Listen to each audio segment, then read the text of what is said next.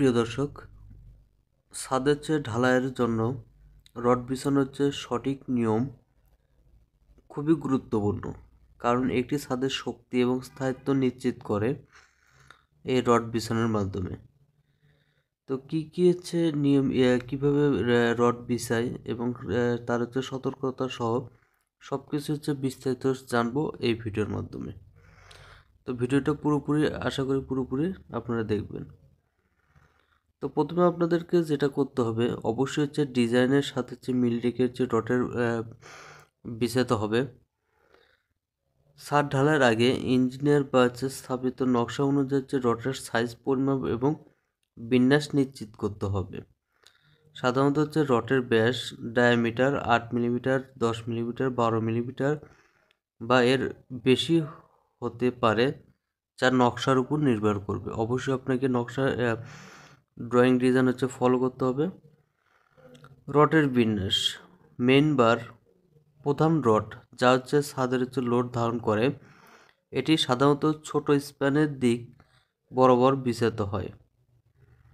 Distribution বার রডের ভারসাম্য ধরে রাখার জন্য বিপরীত দিকে হচ্ছে বিছানো হয়।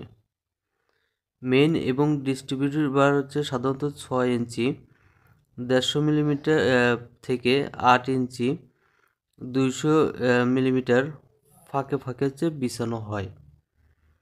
রডের ল্যাপিং,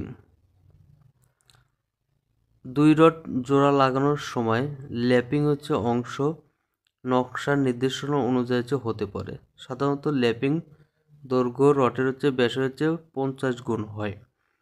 ল্যাপিং অংশ যেন এক জায়গা থেকে না পড়ে বিভিন্ন স্থানে ল্যাপিং ভাগ করে দিতে হয়। কভারিং ব্লক ব্যবহার, রডের চারপাশে 25 মিলিমিটার থেকে 50 মিলিমিটার হচ্ছে কনক্রিট কভার হচ্ছে রাখতে হবে।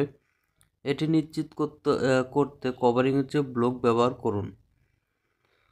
রড যাতে হচ্ছে স্ল্যাবের মাঝখানে থাকে সেই জন্য হচ্ছে সঠিক কভারিং হচ্ছে নিশ্চিত করতে হবে।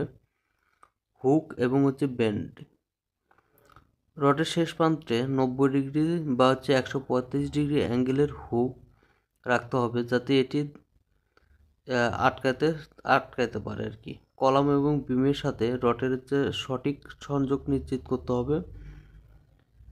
রডের হচ্ছে ক্লিয়ারেন্স, প্রতিটি রডের মধ্যে নির্দিষ্ট দূরত্ব রাখতে হবে, যাতে হচ্ছে কনক্রিট সহজে হচ্ছে ঢোকানো যায় এবং রড ভালোভাবে আবৃত করা হয়। ফর্মওয়ার্ক হচ্ছে রড বিছানোর আগে ফর্মওয়ার্ক ভালোভাবে ঠিক আছে কিনা তা পরীক্ষা করতে হবে এবং রড যেন ফাঁকা না থাকে এবং সমান্তরাল থাকে তা নিশ্চিত করতে হবে।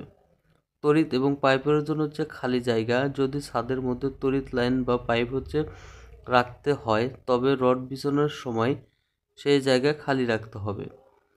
রড পরিষ্কার রাখতে হবে। রডের ওপর যদি মরিচা বা ময়লা থাকে তবে ঢালাইয়ের আগে পরিষ্কার করতে হবে। পরিদর্শন, রড বিছানোর পর ইঞ্জিনিয়ার বা অভিজ্ঞ ব্যক্তির মাধ্যমে পুরো বিন্যাসটি চূড়ান্তভাবে পরীক্ষা করে নিতে হবে।